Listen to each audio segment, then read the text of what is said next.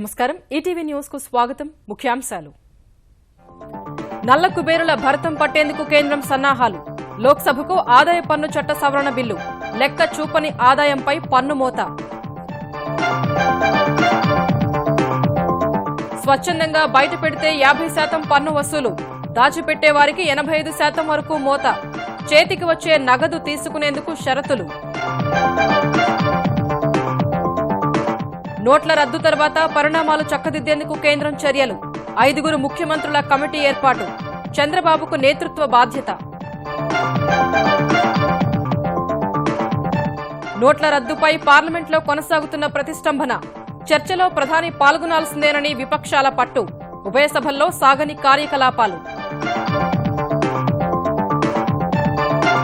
నగదు రహిత లావాదేవీలు ప్రోత్సహించేందుకు తెలంగాణ సర్కారు చర్యలు టీఎస్ వాలెట్ ఏర్పాటు చేయాలని మంత్రివర్గంలో నిర్ణయం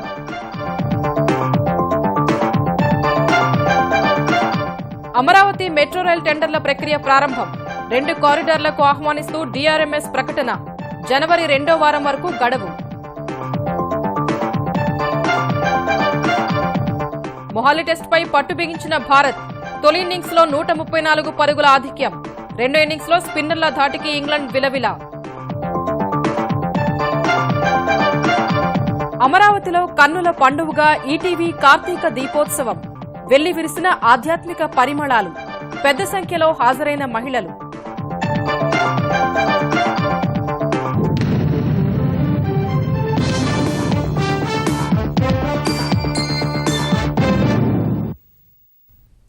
నల్లధనాన్ని రూపుమాపే లక్ష్యంతో పెద్ద నోట్లు రద్దు చేసిన కేంద్రం అక్రమ సంపాదనను వెలికితీసే చర్యలను మరింత ముమ్మరం చేసింది అప్రకటిత ఆదాయాన్ని బ్యాంకుల్లో జమ చేసిన వారు ఆ వివరాల్ని స్వచ్ఛందంగా వెల్లడిస్తే పన్ను జరిమానాతో కలిపి 50% వసూలు చేయాలని నిర్ణయించింది మొత్తం సొమ్ములో మరో 25% 4 ఏళ్ల పాటు వడ్డీ రాని పథకంలో జమ చేయించి ఆ డబ్బును పేదరిక నిర్మూలనకు ఖర్చు చేయాలని యోచిస్తోంది లెక్కలు చెప్పని డబ్బును ఐటీ శాఖ స్వయంగా గుర్తిస్తే 85% వరకు పన్ను జరిమానా వసూలు చేయాలని భావిస్తోంది ఈ మేరకు ఆదాయ పన్ను చట్ట సవరణ బిల్లును కేంద్రం లోక్సభలో ప్రవేశపెట్టింది దేశంలో అవినీతి నల్లధనం నిర్మూలనే లక్ష్యంగా పెద్ద నోట్లు రద్దు చేసిన కేంద్ర ప్రభుత్వం అక్రమ సంపాదనను బహిర్గతం చేసేందుకు నల్ల కుబేర్లకు మరో అవకాశం ఇచ్చింది పెద్ద నోట్లను రద్దు చేసిన తర్వాత ఖాతాల్లో జమ చేసిన లెక్క చూపని డబ్బులో పన్ను జరిమానా కింద 50% చెల్లించి మిగతా డబ్బును తెల్లధనంగా మార్చుకునేందుకు షరతులతో కూడిన వెసులుబాటు కల్పించింది ఈ మేరకు ఆదాయ పన్ను చట్టంలో కీలక మార్పులు చేసిన కేంద్రం సవరణ బిల్లును లోక్సభలో ప్రవేశపెట్టింది గతవారం మంత్రివర్గ సమావేశంలో జరిగిన చర్చకు అనుగుణంగా ఐటీ చట్ట సవరణ బిల్లులో ప్రభుత్వం కఠిన నిబంధనలు పొందుపరిచింది పెద్ద నోట్ల రద్దు తర్వాత లెక్క చెప్పని డబ్బును బ్యాంకుల్లో జమ చేసిన వారు ఆ వివరాల్ని స్వయంగా వెల్లడిస్తే మొత్తం సొమ్ములో 30% పన్నుగానూ మరో 10% జరిమానాగా చెల్లించాలని బిల్లులో పేర్కొంది ఇందుకు అదనంగా 30% పన్నుపై ప్రధానమంత్రి పేదల సంక్షేమ సుంకం పేరిట 33% సర్ఛార్జీ చెల్లించాలని బిల్లులో ప్రతిపాదించింది అంటే లెక్క చెప్పని సొమ్మును స్వచ్ఛందంగా వెల్లడించిన వారు పన్ను జరిమానా సర్ఛార్జీ రూపేణా 50% ఆదాయ పన్ను శాఖకు చెల్లించాల్సి ఉంటుందని తెలిపింది ఇందుకుతోడు మొత్తం సొమ్ములో 25% త్వరలో రిజర్వ్ బ్యాంకు ప్రకటించనున్న పథకంలో తప్పనిసరిగా జమ చేయాలని బిల్లులో కేంద్రం ప్రతిపాదించింది అలా జమ చేసిన సొమ్మును 4 ఏళ్ల వరకు తిరిగి తీసుకోవడం కుదరదని ఆ సొమ్ముపై ఎలాంటి వడ్డీ రాదని స్పష్టం చేసింది అలా జమైన సొమ్మును సాగునీటి ప్రాజెక్టులు పేదలకు ఇళ్లు మరుగుదొడ్లు మౌలిక వసతులు ప్రాథమిక విద్య ఆరోగ్యం జీవనోపాధి వంటి రంగాల అభివృద్ధికి ఖర్చు చేయనున్నట్లు కేంద్రం వెల్లడించింది లెక్క చెప్పని సొమ్ము వివరాల్ని స్వచ్ఛందంగా వెల్లడించేవారికి కొన్ని మినహాయింపులు ఇస్తున్నట్లు ప్రభుత్వం తెలిపింది పన్ను జరిమానా సర్ఛార్జీ చెల్లిస్తే ఆ ఆదాయం ఏ మార్గంలో వచ్చిందో ఎవరూ అడగరని ఆస్తి పన్ను పౌర చట్టాలు ఇతర పన్ను సంబంధిత చట్టాల నుంచి రక్షణ లభిస్తుందని స్పష్టం చేసింది ప్రధానమంత్రి పేదల సంక్షేమ పథకాన్ని సద్వినియోగం చేసుకుని లెక్క చెప్పని సొమ్ము వివరాల్ని స్వచ్ఛందంగా వెల్లడించాలని సూచించింది ఈ పథకం వివరాల్ని ఐటీ చట్ట సవరణ బిల్లు పార్లమెంట్ ఆమోదం పొందిన వెంటనే లేదా డిసెంబర్ 30న ప్రకటిస్తామని కేంద్రం పేర్కొంది అదే సమయంలో ఎవరైనా లెక్కల్లో చూపని సొమ్మును ఇంకా బ్యాంకుల్లో జమ చేయకుండా దాచిపెడుతున్నారని ఐటీ శాఖ స్వయంగా గుర్తిస్తే అలాంటి వారి పట్ల మరింత కఠినంగా వ్యవహరించనున్నట్లు కేంద్రం స్పష్టం చేసింది ఆ దిశగా ఐటీ చట్టంలో కీలక సవరణలు ప్రతిపాదించింది లెక్క చెప్పని సొమ్ములో 60% పన్నుగా వసూలు చేయాలని ఆ పన్నుపై 25% సర్ఛార్జీగా వసూలు చేసేలా ఐటీ చట్ట సవరణ బిల్లులో నిబంధనలు పొందుపరిచింది. ఫలితంగా లెక్క చెప్పని సొమ్మును ఐటీ శాఖే గుర్తిస్తే పన్ను సర్ఛార్జీ రూపేణా 75% చెల్లించాల్సి ఉంటుందని పేర్కొంది. ఇందుకు అదనంగా ఆదాయ పన్ను శాఖ అధికారి విచక్షణ మేరకు మరో 10% జరిమానా వేసేందుకు కేంద్రం వెసులుబాటు కల్పించింది. మొత్తంగా లెక్క చెప్పని సొమ్మును ఐటీ శాఖే గుర్తిస్తే గరిష్టంగా 85% పన్ను, జరిమానా విధించే అవకాశం ఉందని ఐటీ చట్ట సవరణ బిల్లులో పేర్కొంది. ఆదాయాన్ని తక్కువగా చూపితే 50% పన్ను, తప్పుడు లెక్కలు చూపితే 200% పన్ను విధించే నిబంధన యథాతథంగా కొనసాగుతుందని కేంద్రం స్పష్టం చేసింది. పెద్ద నోట్ల రద్దు తర్వాత తలెత్తిన సమస్యలను పరిష్కరించి పరిస్థితిని చక్కదిద్దేందుకు అవసరమైన సలహాలు, సూచనలు చేసేందుకు కేంద్ర ప్రభుత్వం 5 రాష్ట్రాల ముఖ్యమంత్రులతో ఉపసంఘం ఏర్పాటు చేసింది. ఈ సంఘానికి సారథ్యం వహించాలని కేంద్ర ఆర్థిక మంత్రి అరుణ్ జైట్లీ ఆంధ్రప్రదేశ్ ముఖ్యమంత్రి చంద్రబాబును కోరారు. ఈ మేరకు జైట్లీ ఫోన్ చేసి మాట్లాడినట్లు ముఖ్యమంత్రి కార్యాలయ వర్గాలు తెలిపాయి. పెద్ద నోట్లను రద్దు చేయాలంటూ చంద్రబాబు ఒక్కరే పదే పదే కోరుతున్న దృష్ట్యా ఆయనకు కమిటీ సారథ్య బాధ్యతలు అప్పగించాలని కేంద్రం నిర్ణయించినట్లు తెలిసింది. ఉపసంఘంలో సభ్యునిగా ఉండాలని బీహార్ ముఖ్యమంత్రి నితీష్ కుమార్ కు కూడా జైట్లీ ఫోన్ చేసినట్లు కేంద్ర ప్రభుత్వ వర్గాలు తెలిపాయి. పెద్ద నోట్ల రద్దుపై విపక్షాల ఆందోళన కారణంగా పార్లమెంట్లో తలెత్తిన ప్రతిష్టంభన కొనసాగుతోంది. చర్చలో ప్రధానమంత్రి కూడా పాల్గొనాల్సిందేనంటూ విపక్షాలు ఉభయ సభల్ని స్తంభింపచేయగా వరుసగా 8వ రోజు ఎలాంటి కార్యకలాపాలకు నోచుకోలేదు. చర్చకు ప్రధాని సమాధానమిస్తారని ప్రభుత్వం చెప్పినప్పటికీ విపక్షాలు శాంతించకపోవడం వల్ల ఉభయ సభలు రేపటికి వాయిదా పడ్డాయి. పెద్ద నోట్ల రద్దుకు కారణాలను ప్రధానమంత్రి వివరించాలంటూ పార్లమెంట్లో విపక్షాలు చేస్తున్న ఆందోళనకు తెరపట్టం లేదు. ఉదయం ఉభయ సభలు ప్రారంభమయ్యాక క్యూబా మాజీ అధ్యక్షుడు ఫిడెల్ కాస్ట్రో మృతికి సంతాపం తెలిపిన వెంటనే నోట్ల రద్దు అంశాలపై విపక్షాలు ఆందోళనకు దిగాయి. ఈ క్రమంలో లోక్సభలో ఒకసారి వాయిదా తర్వాత మాట్లాడిన విపక్ష సభ్యులు నోట్ల రద్దు నిర్ణయంపై తీవ్ర నిరసన వ్యక్తం చేశాయి. उन्होंने जो कदम उठाया है उसके वजह से किसान, गरीब, मजदूर, अनऑर्गेनाइज्ड वर्कर्स सभी लोग तंग हैं। आज एक पैसा भी बैंक से नहीं निकाल सकते। उसके वजह से सारे देश में एक ऐसा आर्थिक अव्यवस्था हो गई है और उस अव्यवस्था के वजह से पूरा देश आज बर्बाद हो रहा है।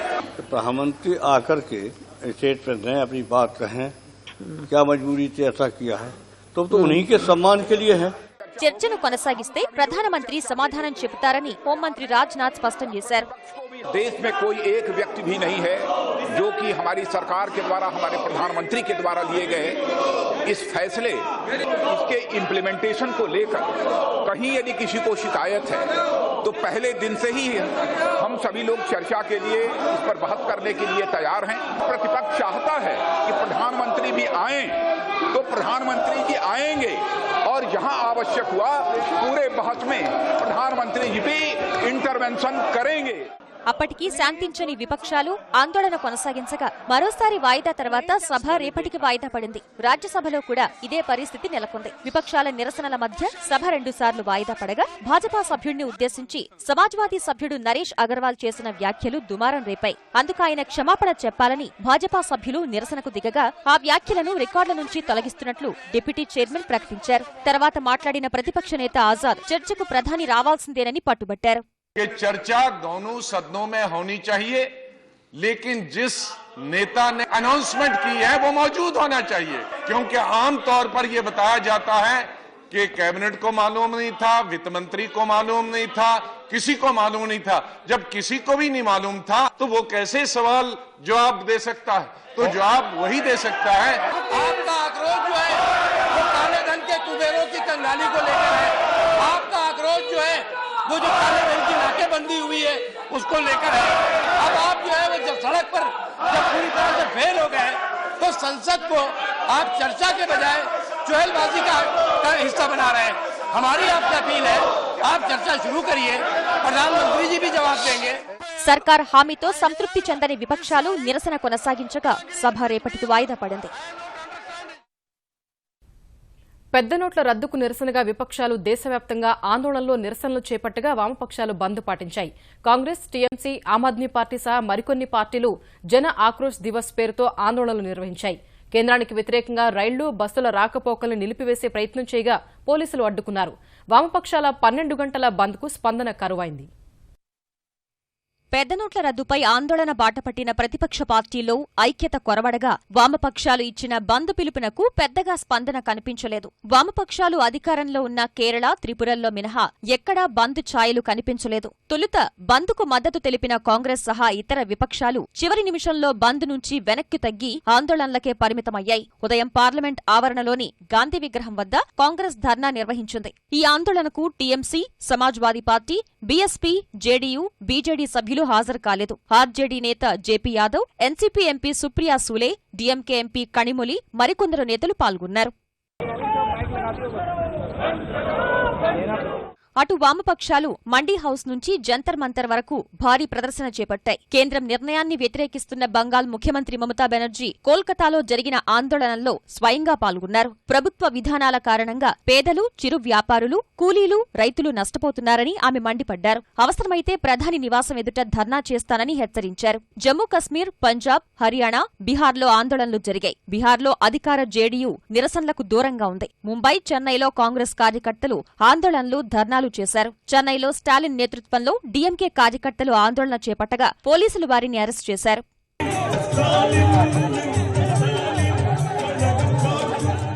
తెలంగాణలో కాంగ్రెస్, వామపక్షాలు నిరసన ప్రదర్శనలు చేపట్టాయి. టీపీసీసీ నేతలు ఆర్బీఐ కార్యాలయం ముట్టడికి ప్రయత్నించగా స్వల్ప ఉద్రిక్తత నెలకొంది. పోలీసుల అనుమతితో టీపీసీసీ అధ్యక్షుడు ఉత్తమ్ కుమార్ రెడ్డి, మరికొందరు నేతలు ఆర్బీఐ ఉప సంచాలకుణ్ణి కలిసి వినతిపత్రం సమర్పించారు. నోట్ల కష్టాలతో చనిపోయిన వారికి 10 లక్షల రూపాయల పరిహారం చెల్లించాలని కోరారు. వామపక్షాలు హైదరాబాద్ సుందరయ్య పార్క్ నుంచి ఇందిరా పార్క్ వరకు ప్రదర్శన నిర్వహించాయి.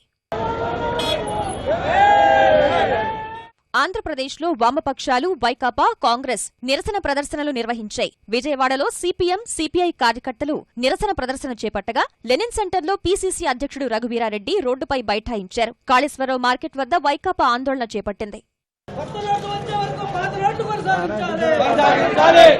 2 తెలుగు రాష్ట్రాల్లో వామపక్షాలు ఇచ్చిన బంద్ పిలుపు ప్రభావం ఏమాత్రం కనిపించలేదు.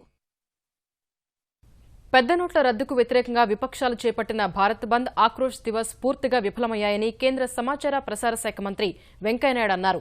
అవినీతి, నల్లధనం నిర్మూలనే లక్ష్యంగా ప్రధాని చేపట్టిన చర్యలకు ప్రజలు మద్దతిస్తున్నా విపక్షాలు వ్యతిరేకించడాన్ని తీవ్రంగా తప్పుపట్టారు. ఈ విషయంలో విపక్షాల మధ్య ఐక్యత లేదని వెంకయ్య ఎద్దేవా చేశారు. ప్రజలు ఆ ప్రకటన కరతాళ ధ్వనులతో స్వాగతించారు. ప్రధానమంత్రి గారు తీసుకున్న నిర్ణయాన్ని. ఈ రోజు ప్రతిపక్షాలు కొన్ని భారత్ బంద్ అని, అలాగే ఆక్రోశ ర్యాలీ అని. ఎవరిపై ఆక్రోశం? ఎందుకు ఈ ఆక్రోశం? 60 ఏళ్లుగా ఈ దేశంలో సమాంతర ఆర్థిక వ్యవస్థ, నల్లధనం చలామణి అవుతుంటే దాన్ని అరికట్టడానికి చరిత్రాత్మక సాహసోపేత నిర్ణయం తీసుకున్న ప్రధానమంత్రితో చేతులు కలిపి ముందుకు వెళ్లాల్సింది పోనిచ్చి వీధులకెక్కి చౌకబారు ప్రచారం చేయడం, దానికి ఆక్రోశ్ ర్యాలీని పెట్టడం, ఇది ఒక రకంగా చెప్పాలంటే బంద్ గాని ఆక్రోశ్ ర్యాలీ గాని టోటల్ ఫ్లాప్. పెద్ద నోట్ల రద్దు తర్వాత ప్రజల ఇబ్బందులను తగ్గించడం సహా నగదు రహిత లావాదేవీలు ప్రోత్సహించేందుకు తెలంగాణ సర్కారు చర్యలు చేపట్టింది. నగదు రహిత విధాన రూపకల్పన కోసం ఇప్పటికే కమిటీని ఏర్పాటు చేసిన కేసీఆర్ సర్కార్ టీఎస్ వ్యాలెట్ ఏర్పాటు చేయాలని మంత్రివర్గంలో నిర్ణయించింది. రాష్ట్రంలో వసూళ్లకు ఇబ్బంది లేకుండా బ్యాంకు ద్వారా లావాదేవీలు జరిగేలా చూస్తామని మంత్రివర్గ సమావేశం తర్వాత ముఖ్యమంత్రి కేసీఆర్ వెల్లడించారు. అల్టిమేట్ ఏంటంటే స్కీమ్ లో భాగంగా ఎట్లుంటదంటే, ఇది ముందుకు పోతూ పోతూ పోతూ నగదు విత్డ్రాయల్స్ మీద ఆంక్షలు పెడతారు. సీరియస్ గా కంప్లీట్ గా బ్యాంక్ ట్రాన్సాక్షన్ చేయమంటారు. ఇప్పుడు రాష్ట్రం తన జీవికను కొనసాగించాలంటే మన ముందు మిగిలిన ప్రత్యామ్నాయం ఏంటంటే బ్యాంకు ట్రాన్సాక్షన్ ద్వారా మన కొనుగోలు, మన అమ్మకాలు జరిగేటట్టు ముమ్మర ప్రయత్నాలు చేయాలి. అంటే బ్యాంకుల ద్వారా ట్రాన్సాక్ట్ చేసేటువంటి విధానానికి ప్రభుత్వం ప్రోత్సహించాలి. ఖచ్చితంగా దాన్ని ప్రజలకు నేర్పించాలి. అకౌంట్స్ ఎంతమందికి ఉన్నాయో పరిశీలించాలి, లేని వాళ్ళకి ఇప్పించాలి.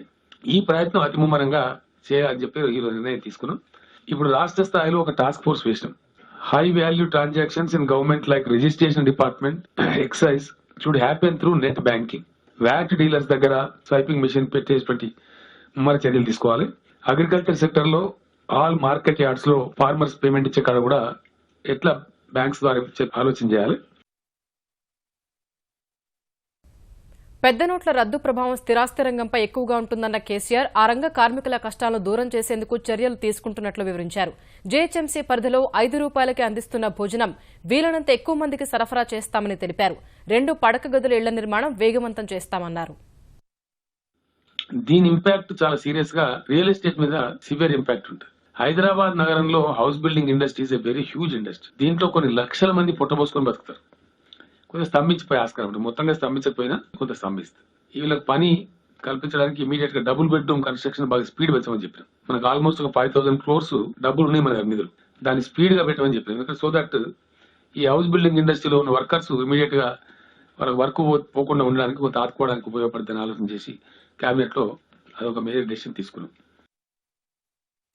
బ్యాంకు ద్వారా పారదర్శక ద్రవ్య మారకం జరిగేందుకు కేంద్రం నిర్ణయించిందని చెప్పిన కేసీఆర్ 140 లక్షల కోట్ల రూపాయల ఆర్థిక లావాదేవీల్లో నగదుతో జరిగేది 12%మేనని వివరించారు.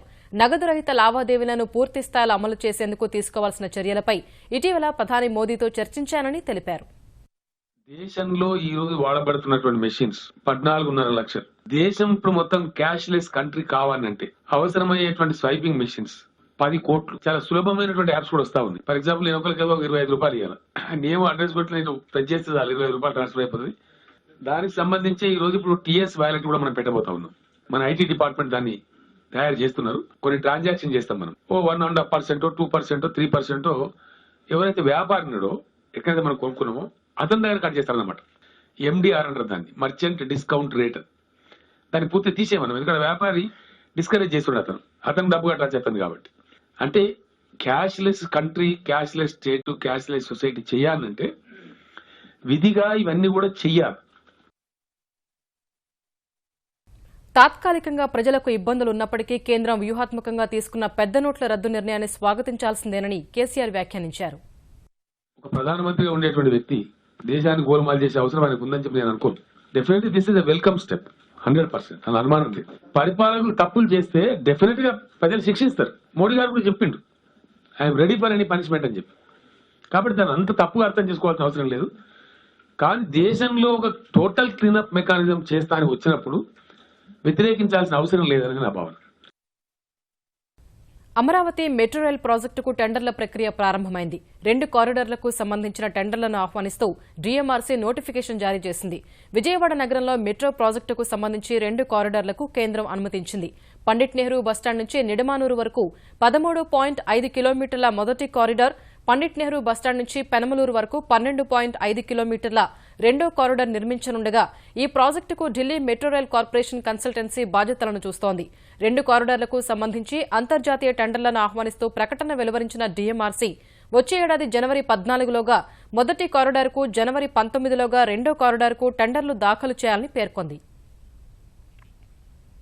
నవ్యాంధ్ర రాజధాని అమరావతిలో ఈటీవీ ఆంధ్రప్రదేశ్ నిర్వహించిన కార్తీక దీపోత్సవం నేత్రపర్వంగా సాగింది. రాజధాని ప్రాంత గ్రామాలు సహా విజయవాడ, గుంటూరు నుంచి మహిళలు పెద్ద ఎత్తున తరలివచ్చి భక్తి ప్రపత్తులతో కార్తీక దీపాలు వెలిగించి శివనామస్మరణలో తరించారు. ముఖ్యమంత్రి చంద్రబాబు ముఖ్య అతిథిగా హాజరై తెలుగు రాష్ట్రాల్లో ఈనాడు, ఈటీవీ సేవలను ప్రశంసించారు. పవిత్ర కార్తీక మాసంలో మహిళలు శివనామస్మరణ చేసుకుని కార్తీక దీపాలు వెలిగించే పుణ్యక్రతువును ఈటీవీ నేత్రపర్వంగా నిర్వహించింది. ఇప్పటికే ఆంధ్రప్రదేశ్లోని పలు ప్రాంతాల్లో ఈ వేడుకను కన్నుల పండుగగా నిర్వహించిన ఈటీవీ నవ్యాంధ్ర రాజధాని అమరావతికి పునాదిరాయి పడిన ఉద్దండరాయుని పాలనలో కార్తీక దీపోత్సవాన్ని అత్యంత వైభవంగా నిర్వహించింది. రాజధాని నిర్మాణానికి శంకుస్థాపన సమయంలో రాష్ట్రం నలుమూలల నుంచి తీసుకొచ్చిన పుణ్య జలాలు, మట్టిని ఇక్కడ నిక్షిప్తం చేసి పరమ పవిత్రంగా తీర్చిదిద్దారు. నవ్యాంధ్ర శత సహస్ర శోభలతో వెలుగులీనాలని ఆకాంక్షిస్తూ సరిగ్గా అదే ప్రాంతంలో నిర్వహించిన దీపోత్సవానికి మహిళలు పెద్ద సంఖ్యలో తరలివచ్చారు.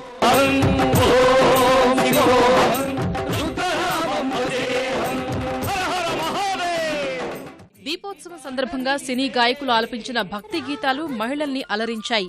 అనంతరం కళాకారుల శివతాండవం వీక్షకుల్ని మంత్రముగ్ధులని చేసింది.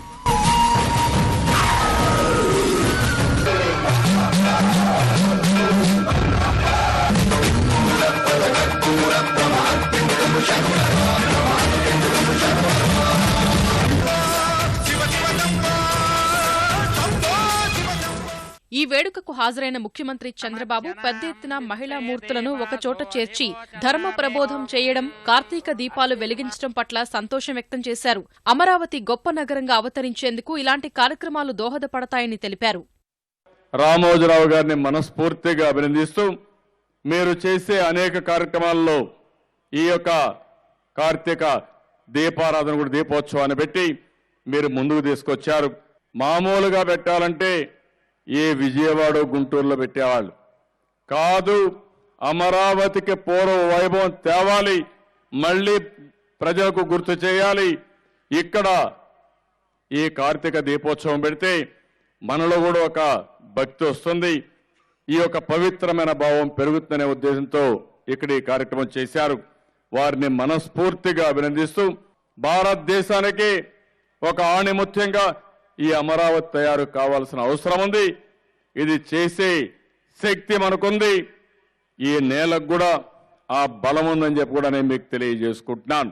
దీపోత్సవం వంటి గొప్ప దైవిక కార్యక్రమంలో పాల్గొన్న మహిళా మూర్తులందరికీ శుభం జరగాలని, వారందరి జీవితాల్లో వెలుగులు నిండాలని చంద్రబాబు ఆకాంక్షించారు. ఆకాశలింగమై ఆవహించరా, ఢమరుకధ్వని సలిపి చడదని వదిలించరా, శ్రీవాయులింగమై సంచరించరా. ఎస్సీ వర్గీకరణ పోరాటం నేపథ్యం గురించి ప్రధాని నరేంద్ర మోదీకి కూలంకషంగా వివరించినట్లు కేంద్ర పట్టణాభివృద్ది మంత్రి వెంకయ్యనాయుడు తెలిపారు. కేంద్ర ఆర్థిక, న్యాయ, హోం, సామాజిక శాఖ మంత్రులతో కూడా ఈ అంశంపై సంప్రదింపులు జరిపానని చెప్పారు. పార్లమెంట్లోనూ విరామ సమయంలో వివిధ పక్షాల సభ్యులతో కూడా వర్గీకరణకు సంబంధించి చర్చలు జరిపినట్లు వెంకయ్య వివరించారు. ఎస్సీ వర్గీకరణకు సంబంధించి విధి విధానాలు అనుసరించాల్సిన పంథాపై కేంద్రం దృష్టి సారిస్తుందని ఆయన చెప్పారు. అన్ని వైపుల నుంచి సానుభూతి ఉంది, కానీ అది ఆ రాష్ట్రానికి మాత్రమే పరిమితం చేయాలన్నా లేదా దేశవ్యాప్తంగా చేపడితే దాని పర్యవసానాలు ఏంటి, రాజ్యాంగపరమైన ఇబ్బందులు ఏమైనా ఉన్నాయా, చట్టపరమైన ఇబ్బందులు ఏమైనా ఉన్నాయా, లేకపోతే దీని విధానంలో ఎలా ముందుకు వెళ్ళాలి అనే విషయం పైన చర్చలు జరిపి మంత్రులు అందరూ కూడా మాట్లాడుకొని ఒక నిర్ణయానికి వస్తాము. ఆ తర్వాత ఈ విషయంలో ముందు చర్యలు తీసుకోవడం జరుగుతుందని చెప్పని నేను ప్రజానికానికి తెలియజేస్తున్నాను. కంట్రిబ్యూటరీ పెన్షన్ విధానంపై కేంద్రం పునరాలోచన చేయాలని తెలంగాణ రాష్ట్ర సమితి విజ్ఞప్తి చేసింది. కంట్రిబ్యూటరీ పెన్షన్ విధానాన్ని రద్దు చేయాలని డిమాండ్ చేస్తూ ఢిల్లీలో పీఆర్టీయూ ఆధ్వర్యంలో ఉపాధ్యాయులు చేపట్టిన ధర్నాకు సంఘీభావం తెరాస ఎంపీలు తెలిపారు. చట్ట సవరణ ద్వారా సిపిఎస్ ను రద్దు చేయాలని డిమాండ్ చేశారు. మొత్తం యావత్ భారతదేశంలో ఉండేటటువంటి ఉద్యోగులందరి పక్షాన ఇవాళ బీజేపీని, కాంగ్రెస్ పార్టీని మేము డిమాండ్ చేస్తూ ఉన్నాం. ఈ స్కీమ్లో రావాల్సినటువంటి అమెండ్మెంట్స్ని ప్రవేశపెట్టి ఎంప్లాయీస్కి భద్రత కల్పించేటటువంటి ఒక పెన్షన్ విధానాన్ని ఏర్పాటు చేయవలసిందిగా డిమాండ్ చేస్తూ ఉన్నాం. ఈటీవీ న్యూస్ సమాప్తం. నమస్కారం.